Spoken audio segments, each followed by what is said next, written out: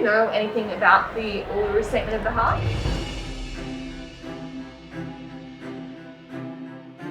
From what I've heard, it's a really important statement to be included into the Constitution for Indigenous representation and voice to Parliament. For a long time, for 200 and something years, it's been Europeans or white settlers making decisions for and about Aboriginal people.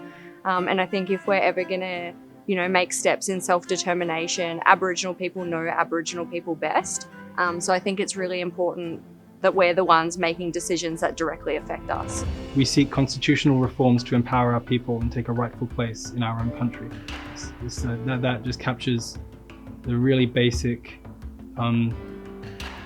it's obvious. How could that not have been done already? Considering what they've gone through, I think they definitely deserve to have their own voice.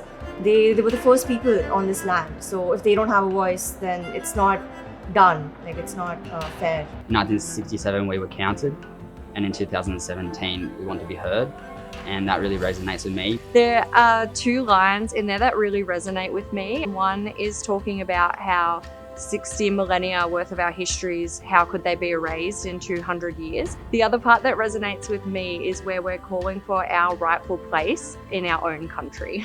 Yeah, the line that most resonates with me is probably the line where it says we are the most incarcerated people on the planet.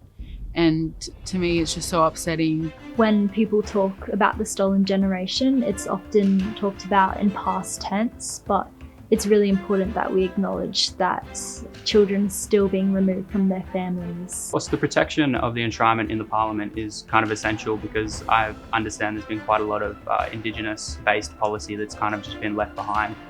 Hasn't really been recognised or enforced, and so it's essential that it's provided that protection specifically from the Constitution. Having the constitutionally enshrined voice ensures that whichever party's in power will still have that voice in Parliament. Moving on to the future, I believe it will be bright and more Aboriginal people will be understanded for their own cultural customs and laws. It needs to be a collective move forward. We need allies to be able to stand together and make action and really push for what's right, because to me that's what's right, that's what I feel is right.